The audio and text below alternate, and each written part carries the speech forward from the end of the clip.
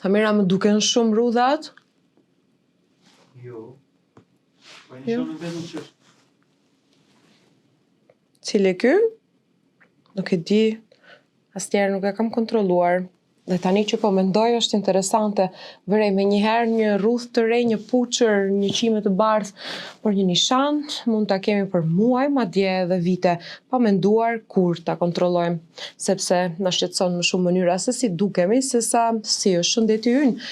Edhe ndoshta ky është gabimi më i madh, sepse lëkura nuk ka nevojë vetëm të duket mirë, ajo ka nevojë të jetë mirë dhe ndonjëherë ajo na jep shenja shumë përpara se ne të vendosim t'i kushtojmë vëmendje. Ndoshta është koha të fillojmë ta dëgjojmë. Unë jam Teuta, ky është Troç.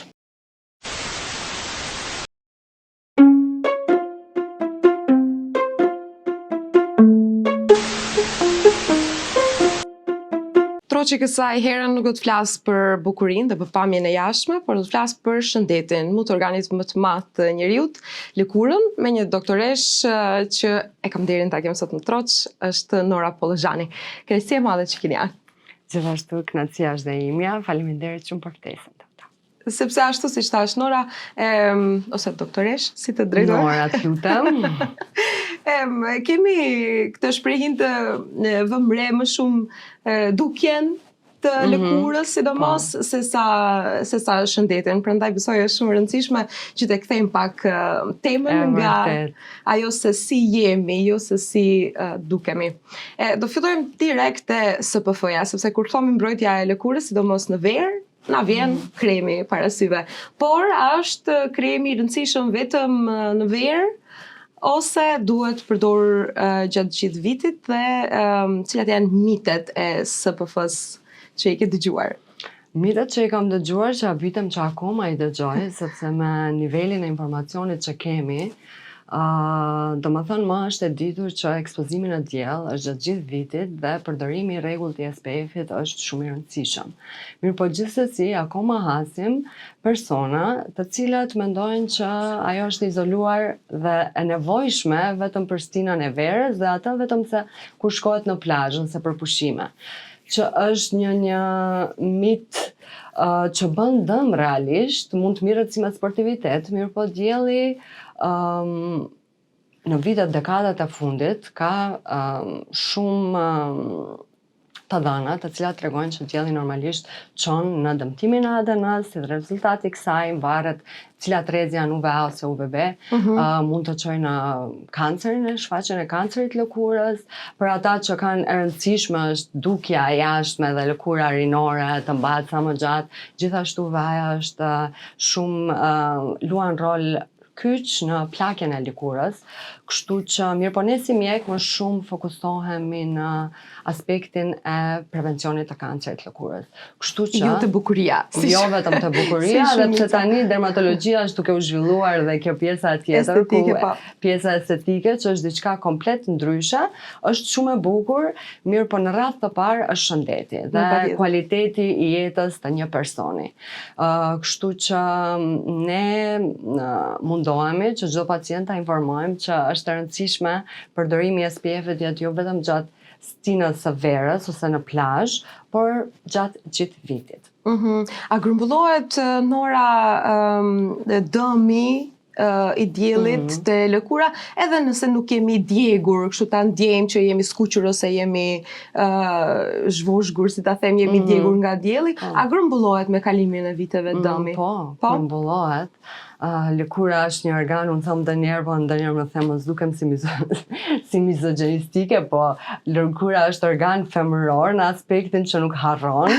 Ajo, do më thënë, dëmtimi ADN-s është gjatë gjithë jetës, që në fëmijëri, sidomos ekspozimi i tepërt, mirë po edhe ekspozimi normalisht i lëkurës, pa djegje, ndodhin mutacionet ADN-s, dhe ato me kalimin e kohës grumbullohen, dhe si pasojë në moshën më të vonë, pas 30, 40, 50 vjeç, dhe jenë ato shenjat e para të atij fotodëmtimit që ka ndodhur, që mund të jenë shenja prekanceroze ose edhe vetë kanceri i lëkurës. Mos dënë zoti, se kur e dëgjojmë këtë sëmundjen Po, kanceri është sëmundja e shekullit dhe është Është gjithmonë e më e shpesht, te lëkura ka disa lloje të formave të kancerit. Është ajo që në Gjermani thon kanceri i bardhë, që do të thënë është formë e kancerit e cila zhvillohet gjithashtu bashkë nga fotoekspozimi i të zgjatur, sidomos do të personat që kanë fenotip më të hapur, do të thonë lëkurë të bardhë, sidomos të ata që kanë flokë të kuqe dhe lëkurë dhe më të bardhë, do të thonë të fenotipet më të bardha të lëkurës, mund të ndodhë dhe shfaqet si lloj papulash, do të thonë si ngritje të lëkurës, që janë formë me ngjyrë të lëkurës mund të jetë, ndonjëherë mund të jenë më të skuqura, është një formë që ndodh me ca krusta, janë ca lezione që është si kore të forta si për lezionit formohen, ose mundet të gjakosi. Rregullisht. Formon kore, gjakos dhe prap shërohet, mendojnë pacientët. Mirë po është në proces i cili mënyra vetme e trajtimit është heqja e lezionit. Këto lloja të kancerve nuk bëjnë metastaza ose shumë në forma shumë të ralla dhe kjo është diçka pozitive në atë aspekt. Dhe është sa më mirë, sa më herët të intervenohet, sepse sa më shumë të zmadhohet lezioni edhe operimi dhe jetë më i komplikuar, mund të ketë dhe lënje të shenjave të padëshirueshme, kështu që është e preferueshme sa më herët të intervenohet. Ndërsa është dhe ai kanceri më i rrezikshëm i rëndë. Si i thojnë gjermanët i zi? I zi, melanoma, që e din të gjithë. Me të qeshur... Po, kanceri bardhë tregon edhe si ajo e bardhë, më thënë tregon atë natyrën edhe pse është karcinom, është maligne si smundje, mirë po ka natyrë më të butë. Prandaj edhe emri është ashtu si më i butë. Ndërsa melanoma është agresive dhe është shumë e rëndësishme që publiku të jetë informuar dhe të ketë sa më shpesh emisione që ta përkujtojnë se sa rëndësishme të bëhet check-upi i rregullt i nishaneve. Sepse ajo mund të shfaqet dhe në një nishan normal, mirë po mund të dali dhe në lëkurë ku nuk ka pasur nishan. Kështu që rregullisht ndjekja tek mjeku një herë në vit posaçërisht është e domosdoshme për të gjithë. Ata që kanë nishane që jemi të gjithë normalisht. Besoj që e neglizhojmë shumë, po nisë nga vetja. Po, shumica jam kontrolluar një herë, ndoshta edhe atë rastësisht te dermatologu më ka thënë që s'kam ndonjë gjë të dyshimte dhe aq sikur e kam shlyat breng, të themi, por lëkura mban mend. Si femrat. Dhe pastaj ta kthen akmarrjen. E kthen në shumë mënyra të ndryshme. Mirë po në lidhje me melanomën, gjëja që duhet bëj pacienti sepse është edhe të kontrollosh veten. Nuk kisha thënë është mirë të kontrollosh vetë, mirë po është më mirë të ketë një herë në vit ose të personat që kanë rrezik më të lartë për melanom, sidomos për personat që është një gjendje që kanë shumë nevuese ose nishane atipike i quajmë ne. Si duken këto? Formë të çrregullt, në ngjyrim ka diskolorime të ndryshme, domethënë nuk është ai nishani rumbullakët i një trajç me ngjyra klasike, mirë po mund të kenë nishane më të shumta me këto karakteristikat që i quajmë ne nevus atipik. Ata preferohet në çdo 6 muaj të bëhet check-up me dermatoskop. Te nga ana e një dermatologu. Pak me fjalë, nëse mund të ndihmojmë për vetë kontrollim shikuesit, si mund ta dallojmë për shembull edhe unë në intro se kisha parë po ma pan regjia. E kam një nishan që është i ri, që më ka dalë për shembull këtu për mi vetull, mendoja se është puqër ose diçka e trazova, po kjo përpara 10 viteve. Edhe pastaj u krijua kjo, nuk kam shkuar ta kontrolloj se kam frikë. Si ta dalloj unë që duhet me patjetër edhe shikuesit të shkoj te dermatologu ose jemi okay, ka mitesi, nëse ka nishani qime, je okay. Nëse është i çrregullt i rregullt e kështu, ose nuk ka një vit të prerë. Po, nuk ka vit të prerë, dhe ka shumë, normalisht është ajo ABCDE, që është asimetria, do më thënë është forma e rregulla, është rumbullakët apo në një pjesë është më e hapur lezioni vizioni, Okej. është dimensioni mbi 6 mm ose një nevull që është duke u rritur, Vazhdimisht. vazhdimisht është mirë të kontrollohet. Ngjyra, domethënë shumica e nevullave janë një ngjyrësh, ka edhe ata që kanë disa niansa të kafes, mirë po ndryshimi i ngjyrës është një alarm që duhet të bëhet një check-up. Ku paraqiten më shpesh? Evolucioni është ajo që zgjerohet, domethënë mundet në çdo vend të paraqitet. Nuk ka Jo rregull. vetëm në lëkurë, mundet edhe në organet të brendshme, mirë po në lëkurë e kemi në kontroll E që shohim. ta shohim. Në çdo pjesë të lëkurës mundet vetë e thonjit paraqitet, melanoma akrale që është goxha maligne dhe agresive.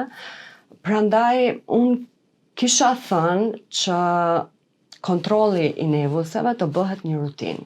Si të shkohet te mjeku te dentisti ose femrat pap testin, domethënë t'jetë një check-up i rregullt dhe ajo të bëhet një rutinë dhe në kulturën, në përditshmërinë e të gjithë familjeve, që në fëmijëri. Janë Nuk shpesh duhet të presim diçka të na alarmoj që të shkojmë te mjeku, më mirë është shkohet rregullisht në kontroll dhe atëherë je në rregull edhe me veten, mirë po edhe me shëndetin tënd, sepse nuk është vetëm ideja të qetësohemi psiqikisht, mirë po të jemi real. A ka diçka që është për të shqetësuar dhe duhet të hiqet ose të çohet në histopatologji, ose do i ndjekim vetëm disa nishane. Dhe vendimin unë këtu kisha thënë që t'ja lën mjekut dhe ta fusin në rutinë kontrollën e rregullt të nishaneve të gjithë. janë shpeshtuar rastet kohës së fundit? Ka raste, po, normalisht. Janë Melanoma, shpeshtuar. po. Ka Po raste mosha? më shumë, po melanoma ne nuk kemi statistika të sakta për maqtonin akoma, mirë po në nivel botror melanoma është njërë ndër kanceret më të shpeshta që i kap moshat e reja, të flasim 20 deri në 30 vjeç. Kështu që duhet një awareness, një vetëdijshmëri për të gjithë popullatën që të bëjnë rregullisht dhe ta shohin atë si diçka të natyrshme dhe jo sikur një përballje me diçka që mund të dalë diçka të kemi ndonjë rezultat negativ ose mund të jetë kancer. Nuk duhet vetëm dyshimi për kancer të na çojë te mjeku nëse flitet për nevullsat. Dhe kjo është mënyra më e mirë për prevencionin e kancerit, po. Përveç Dhe për kapjen në rastet kur kemi në stadiumet e hershme. Ashtu, që bën një parandalim diferencë të shumë të madhe. madhe, Dhe sigurisht. tani ka dhe terapia tjera të cilat mund të mirën dhe për stadie më të avancuara të melanomës, domethënë nuk është historia si më përpara, ka zgjidhje për trajtime, si domethënë është trajtimi dhe nga ana e onkologjik i pacientit me terapi sistemike dhe imunoterapi, varësisht çfarë forme e kancerit ose melanomës është kirurgjiku i pari për herë, dhe pastaj kemi dhe zgjidhje tjera. Domethënë, nuk është se nëse e ke si diagnozë, është diagnozë që nuk trajtohet, ose e ke mbaruar. Trajtohet dhe më mirë është sa më herët të drejtohemi te mjeku dhe mos kemi asnjë frikë në lidhje me atë. Të bëhet ajo si një përkujdesje për vetveten dhe për lëkurën. Edhe për shëndetin. Po patjetër, duke më dhënë mua një herë këshill. Gjithëve, të Edhe gjithë. pastaj të gjithë tjerëve.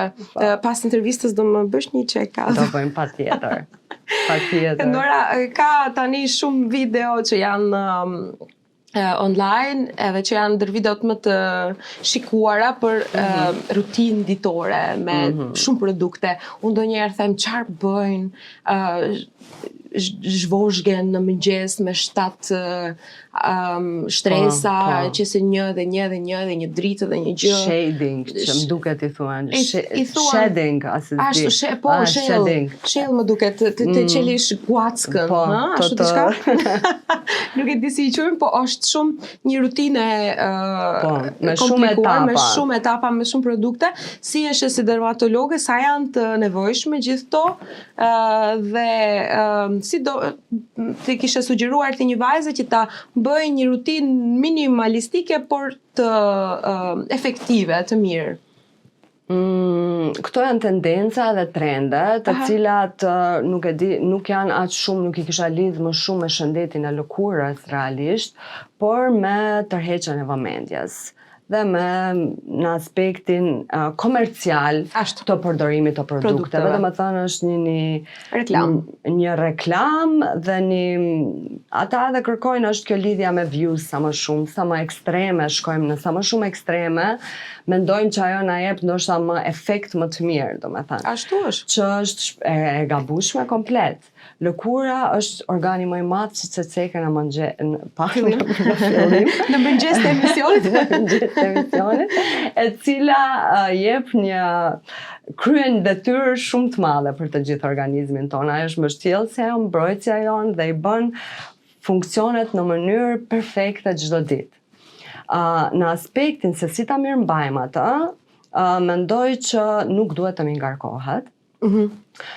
Sidomos dua të cek sepse në këto video e kam vret edhe nga pacientët që vinë, janë tendencën për të ndjek këto trende, janë ato që janë në moshat më të vogla. Po. Vajzat më të reja, sidomos në adoleshentët, të cilat nuk kanë asnjë nevojë përveç një hidratimit, SPF-it dhe pastrimit rregull të fytyrës, nuk kanë nevojë për asgjë më tepër. Bile kemi raste me këto aplikimin.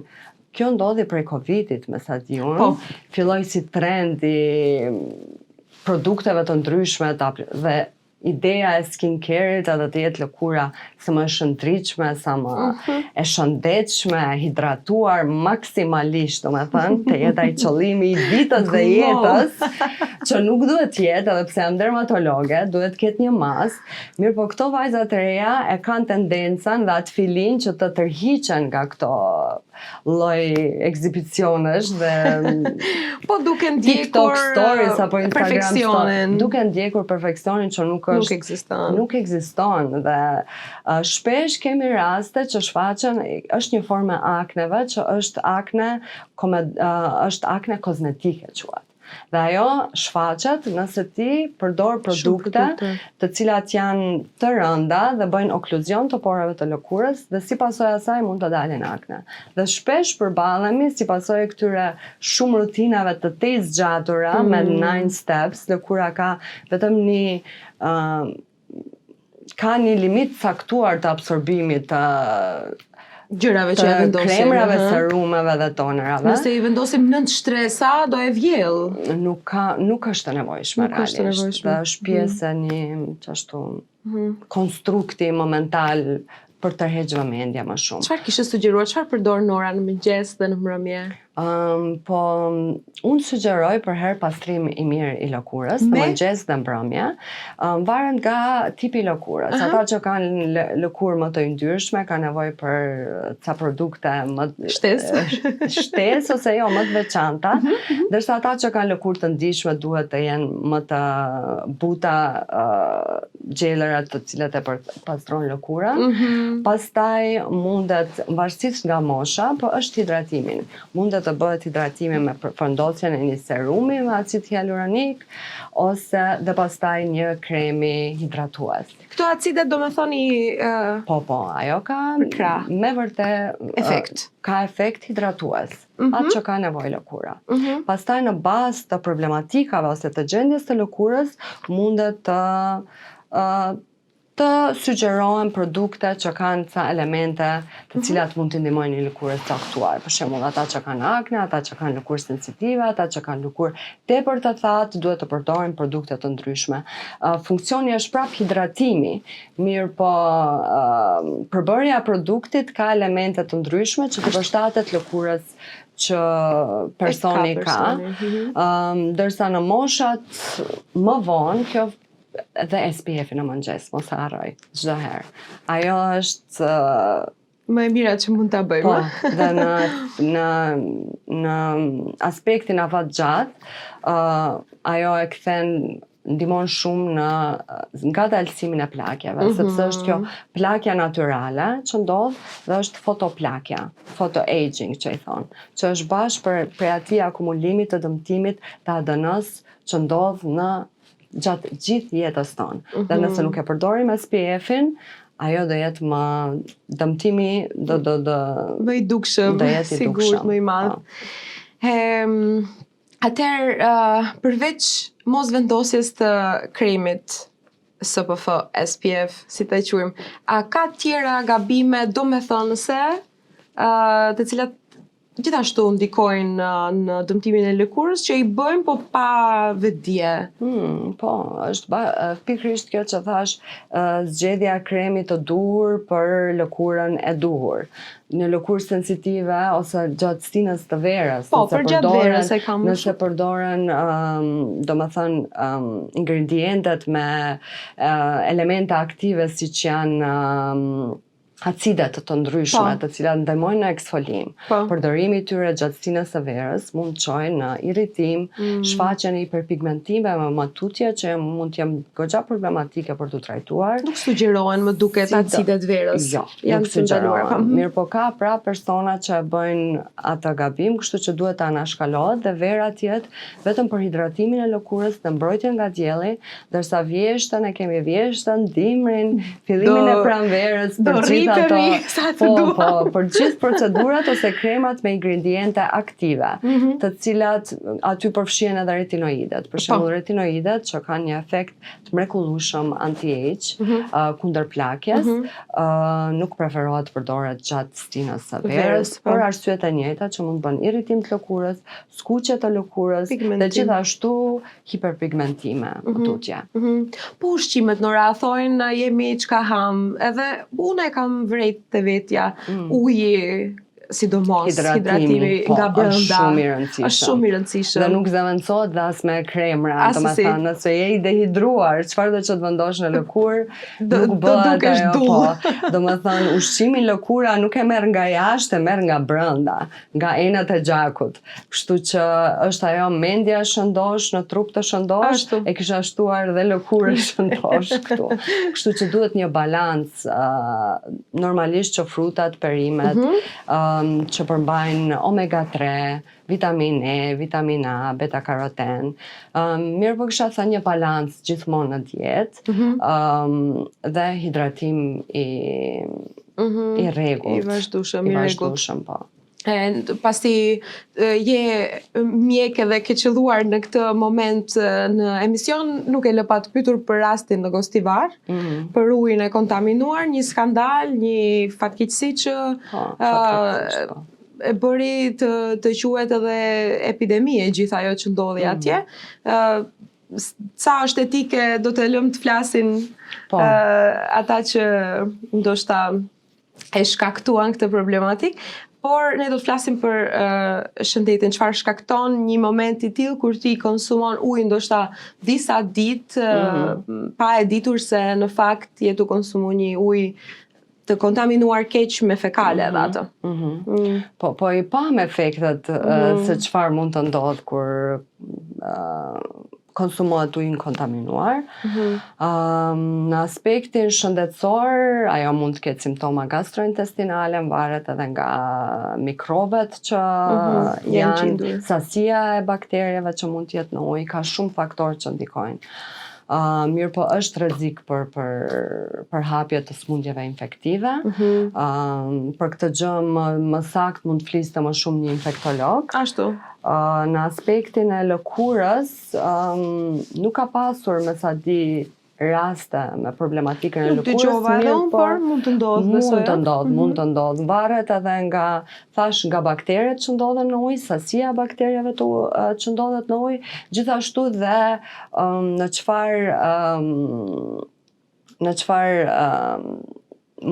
çfarë mënyre ose në çfarë gjendje është lëkura në fakt. Domethënë është ndryshe nëse kemi një lëkurë të shëndetshme, ndryshe nëse kemi plag ose një smundje preekzistuese e cila shkakton plag, aty mund të ketë komplikime. Mirë po siç thash, përsëri është kombinimi i shumë faktorëve bashkë që mund të sjellin një problematik, siç janë infeksionet e lëkurës. Si duket infeksioni i lëkurës, sa për informacion Sa për informacion, tani edhe që është vera, në aspektin edhe më gjerë se sa kjo gjendja ose ndodhia që ndodhi në agostivar, sepse vera është një burim i infeksioneve të lëkurës. Dhe ne në klinik, sepse punoj në klinikën dermatologjike në Shkup, gjatë verës, shumica, një numër i madh i pacientëve, rritet numri i pacientëve të cilët kanë infeksione të lëkurës. Dhe ajo i kap të gjitha moshat. Më shpesh të fëmijët, për shembull, që është e rëndësishme, është impetigo, që është një sëmundje bakteriale që shkaktohet nga stafilokoku, por dhe streptokoku që mund të përhapet shumë lehtë dhe shfaqet te fëmijët në këtë moshë dhe është shumë e rëndësishme të kapet herët dhe të trajtohet në atë mënyrë dhe mos përhapet te vetë personi, mirë po edhe mund të përçohet te persona tjerë, te fëmijë tjerë, ose persona tjerë edhe të tritur. Që tregon që duhet kemi kujdes madh për higjienën gjatë sezonës të verës. Higjiena e përmirëson, mund t'i ndihmoj? Po si jo, patjetër. Po nëse e ke pirë ujin e kontaminuar, e ke brenda? Ajo problemi i parë që do bëj janë problemet gastrointestinale. Po nëse shfaqet pastaj në lëkurë, çfarë do mund të presin, për shembull njerëzit që janë të prekur, nëse ndonjë ka ndonjë duhet t'i kontaktojnë mjekët gjithsesi. Si duket është skuqje, janë pllaka, janë nuk do me thënë tjetë kur ka ujë të kontaminuar, nëse flasim edhe më gjerë, do me thënë mund tjetë i kontaminuar me bakteria, si që ndodhi, mundet sasi e shumë të klorit të jetë e përdorur, edhe ajo mund të çon irritim. Do me thënë atëherë nuk është infekcion, po është irritim, që mund shfaqet skuqje, kruarje, mundet kemi në vendet, ashtë në botën ku kemi fabrika të ndryshme, mundet ketë edhe helme në ujtë, ketë kontaminim me helme, ku aty dëmtimi ndodh më shumë në aspektin afatgjat dhe është sistemik. Edhe më keq, do me thënë. Nuk kemi pasur këtu në këto zona, sepse jemi mbrapa me çdo fatmirësisht, mirë po. Do me thënë më mirë me fekale se sa prej ujit mund të kemi në lloj formash që mund të ketë efekt tek ne akut, siç ndodhi në agostivar, mirë po edhe afatgjat, nëse ajo nuk kontrollohet rregullisht, cilësia e ujit normalisht. Nora, a është e vërtetë që çokolata shkakton akne? Se na lodhën. Mos më thuaj që po. Përveç tulit, a shkakton edhe akne? Jo, kakaoja nuk shkakton, do me thënë kakaoja nuk është e lidhur me aknet. Të çokolata janë ato pjesët përbërëse që i jepen çokolatës për të jetë si e tillë e shishme, që mund me indeksin glikemik të lartë që ka mund të shkaktoj përkatësim të akneve, nuk kisha thënë që shkakton akne, mirë po të ata persona që kanë predispozicionin për akne, dieta është shumë e rëndësishme. Do me thënë dhe këtu nuk është vetëm çokolata, po janë gjithë ushqimet të cilat mbajnë sheqerra të rafinuara, të cilat janë të dëmshme dhe të ata persona mund të bëjnë që të ketë më shumë inflamacion, të jetë pak më rezistent në terapi, dhe mund të na detyrojnë ndonjëherë të shkojmë me terapia më agresive. Kështu që sugjerimet janë që të personat që kanë akne të përdorin ushqim me indeks të ulët glikemik. Sepse i shqetësoni mirë po çokolata nuk është se e shkakton akne. Kakaoja jo, mirë po edhe çokolata është më shumë të personat për predispozicion. Okej, qartë, mirë. Nëse vreni, atëherë mirë po sheqerat në përgjithësi, në sasi të madhe të rafinuara, nuk janë shëndetshme jo vetëm për lëkurën, po për gjithë shëndetin, normalisht. E vërtet. E thomi shpesh që lëkura merr frym, Nora, ndoshta ne nuk e shohim, po ajo me të vërtetë merr frym. Apo jo? Nëse është marrja frym, shkëmbimi i oksigjenit, atë e merr nga brenda, nga enët e gjakut, nga jashtë, e kuptoj është si në thonjza. Lëkura i bën ato efektet e veta, do me thënë funksionet e veta në mënyrë perfekte. Ideja e të marrit të frym të lëkurës, ajo nëse është ajo mirret me termoregulacionin e lëkurës, mbrojtjen e lëkurës nga pjesa jashtme, ka gjëndrat sepaciale, të cilat janë problematike të personat me akne. Mirë po në një lëkurë të shëndetshme, ato hidratojnë lëkurën, ndihmojnë që të ketë një film mbrojtës, që ta bëjë sa më rezistent nga faktorët e ndryshëm të jashtëm që janë, që mund të jetë ajror, kimikate të ndryshme, ndotja e ajrit që tani e kemi, është shumë e pranishme dhe do të jetë edhe më shumë e pranishme në vitet edhe dekadat e rralla, siç është duke u zhvillu. Ideja e marrjes, ajo e bën atë funksion pa asnjë nevojë nga ne. Ajo që ne duhet t'ia ofrojmë është hidratimi i rregullt. Ajo i ndihmon lëkurës që ta mbaj barrierën dhe sidomos gjatë kohës së verës, po sidomos gjatë dimrit, tharja e lëkurës është më dominante dhe atëherë patjetër e ndjen personi kur ka nevojë lëkura për hidratim më të tepërt, më të thellë. Dhe detyra jonë që ta mbrojmë atë lëkurë dhe ta lëmë të marrë frymë ashtu, dhe të krijojë ato funksionet e bukura që i ka, është ta mbrojmë edhe me SPF. Domethënë kjo nuk ndikon te funksionet e lëkurës, mirë po prapë parandalon të ndrodhin ato mutacione që më tutje mund sjellin në formimin e karcinomave të lëkurës, të cilat ndonjëherë janë edhe problematike, sidomos në rastin e melanomës është serioze. Tani do të pyes disa mite për cilat do më thuash që janë e vërtetë ose jo, dhe pse janë e vërtetë ose jo, shkurtimisht. E the pak më herët dhe më çuditë sepse kam menduar se nuk është e vërtetë. Nëse jemi ngjyrë dhe ke melanin më të lartë, i thonë po, ngjyrës së lëkurën më të personat me lëkurë me tenë më të errët, nuk ke nevojë për SPF për mbrojtje. Është komplet mit. Ke nevojë. Ke nevojë, të gjithë kanë nevojë. Personat që kanë lëkurë, sidomos në racat që janë me ngjyrë, kanë një mbrojtje për ashtë minimale. SPF-i është shumë i ulët që i mbron ata. Digjen edhe ata. Po, digjen dhe ata, por nuk është e dukshme si te ne. Dhe të gjithë kanë nevojën e njëjtë për përdorimin e SPF-it. Dhe sidomos të ne nëse ke merr më shumë ngjyrë, ose ke lëkurë pak më të errët, ajo nuk të jep asnjë lloj mbrojtje, edhe nuk t'i zvoglon rreziqet për karcinomën më tutje, bile i shton nëse ke besimin që nuk ke nevojë për SPF dhe nuk ke nevojë të përdorësh, po. Ajo të jep një siguri që nuk e ke. Kështu që është komplet mit. Mit, okay. Në një ditë me re ose në plazh në çadër nuk digjesh. E ke provuar? E kam Më po thuaj se 80% e rrezave përçohen, kështu që gjithë këshillat që vlen gjatë gjithë ditës, gjatë gjithë sinës verës, vlen edhe në kohët kur kemi re, sidomos verës kur UV indeksi është shumë i lartë, që tani është 9-10. Se pas kam parë se s'kam dalë kështu bashkë. Edhe të ketë re në këto ditë, duhet SPF-i të aplikohet, dhe është shumë e rëndësishme aplikimi e SPF-it, sepse nuk e përmenda më duket. Ashtu.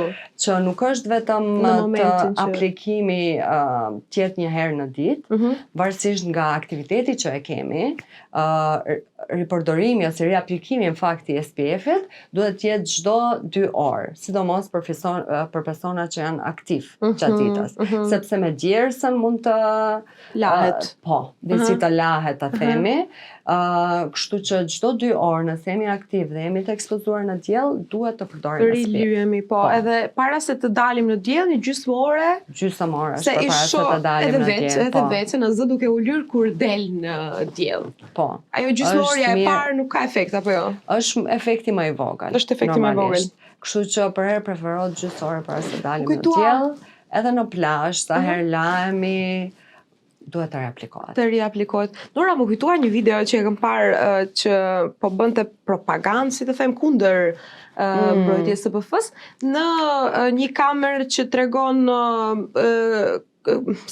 kontrast, do me thonë ngjyrat në kontrast, tregon tjera shtresa, ose se si ta përshkruaj këtë teknologjin, kur vendoshe SPF, kur e vendoshe kremin e mbrojtjes, u nxike lëkura, nxiheshte, do me thonë është aq shumë është ajo është protekcioni që e jep. Prandaj duket më e zezë aty lëkura. Aha. Dhe ajo tregon Dhe nuk që do të nëse shohim është si negative këtë, Jo, apo? absolutisht. Se që Ajo pak si e ndoshta frikshme. mundet, po, kur e shef, Ishte sikur lyesh me naftë. Po, nuk është. Ajo bile na tregon nëse zihet e gjithë fytyra kur e aplikon Mirë dhe është. shef në atë kamerë shumë mirë, mbrojtjen e ke perfekt. Këto video i bëjnë personat që normalisht nuk janë mjek ose nuk janë profesionet dhe nuk përmbajnë asnjë lloj përgjegjësie për ata personat që mund t'i ndjekin dhe që mund të kenë pasoja. Ka studime, meta-analiza, sa e rëndësishëm është përdorja e SPF-it dhe çfarë roli ndikon ka ajo në mbrojtjen edhe në që mos kemi kancer të lëkurës, se s'po vjen fjala. Parandalimin, fjala madhe, po parandalimin. Është shumë fjalë madhe vërtet. Po s'kujtohesh. Sa më i lartë është SPF, aq më gjatë mund të rish në diell. Jo. Çdo 2 orë për herë. Lyu çdo 2 orë. Nëse një nishan nuk dhemb, s'ka problem. Edhe kjo është një gënjeshtër. Po. Është mit. Bile është edhe një tjetër që mos e prek nishanin. Do me thënë. E vërtet po, mos të trazo. Kjo është shumë e rrezikshme dhe hala qëndron fort të gjithë. Po mirë të shumica, do me thënë nëse është për shembull melanoma. Nëse shfaqet në një nishan, ose ndonjëherë nuk jemi shumë të vetëdijshëm për gjithë nishanet që i kemi. Ashtu. Kështu që mund të shfaqet ajo ti nuk e dallon, nuk mund ta vresh. Mirë po, edhe si natyrë ndonjëherë në stadiumet më të përparuara, ajo mund ndryshoj, ka kufi të çrregullt, ka ngjyrë të çrregullt, domethënë jo të nejtrajtshme. Mund të shfaqen dhe plak të vogla, që mund të gjakosin. Dhe atëherë thonë populli, nga sa e kam kuptuar edhe nga mos e ngacmo. Mos e ngacmo. Sepse nëse e bën, atëherë diçka e keqe do ndodh. Ajo mund të ketë qenë më përpara në stadiumet shumë të rënda të melanomës që edhe po të operohet në atë stadium dhe me pamundësitë tjera për kontrollimin e sëmundjes, normalisht aty nuk mund të është vështirë evolucioni të ngadalsohet, kur kemi raste shumë të përparuara të melanomës. Ndoshta vjen nga ajo, nuk e mund ta kuptoj ku e ka bazën dhe fillin ky besim që është komplet i pavërtet dhe çon në shumë dëm dhe ndonjëherë çon edhe rezistencë kundrejt këshillës mjekut, që nëse thot kjo është një nevuz që është i dyshimt, ose mund të jetë kjo është melanom dhe duhet hiqet, mund të hasim në një rezistencë, po. Mos ma prek nishanin. Nuk e prek, nuk duhet ta prek. Aknet nuk duhet të preken, në fakt, se ato me vërtet sa herë i prek sikur zemrohen dhe përkeqësohen. Prekja e nishanit ishte mos prekja për mos ta heqim. Ajo në atë ide mos e prek. Ke aknet, po, duhet të kemi duar të larg fytyrës. Po me alkohol, i hiqen aknet? Mendoj që aq informacione kemi sa e dim që nuk hiqen aknet me alkohol, sepse aknja është, edhe pse është një proprium bakterium që tani edhe ka ndruar emrin aknes, që ka një rol kyç të rëndësishëm të aknet, por po patologjia e aknes është shumë e komplekse. Është në nivel inflamacioni, janë hormone në pyetje, janë shumë gjëra komplekse të cilat ndërveprojnë bashkë. Dezinfektimi i jashtëm nuk ndihmon fare, vetëm ndihmon në tharjen e lëkurës, irritimin e lëkurës, edhe këto që nuk i duam. Po, gjithë efektet që nuk i duam dhe aknet do të jenë prapë të njëjtat. Prezente të njëjtat. Prezente, po. Okej. Ne morëm vesh, besoj, këtu më prek edhe mua pak. Sepse po kam menduar që lëkura ka nevojë ndonjëherë për një pastrim kur prekesh ose gjakos ose normal që ka dezinfektohesh. Nëse ke dezinfektant të ndryshëm, që nuk është alkohol, që nuk është spiritus i egër. Po, irriton shumë lëkurën, plus edhe nëse kemi plak, alkoholi në plak ndjen djegje. Ashtu. Po, është e pakëndshme dhe është pak agresive dhe pa nevojshme kur kemi antiseptik të ndryshëm të cilat ndjen shumë në lëkurë që nuk e dëmtojnë barierën e lëkurës. E bëjnë efektin e duhur. U kry doktoresh. Faleminderit shumë që ishe në Troç, të uroj gjithë të mirat në jetë. Faleminderit, gjithashtu ishte kënaqësi të jem pjesë këtu. Dermatologja Nora Pollozhani në Troç me mua i tham fjalët ashtu siç janë.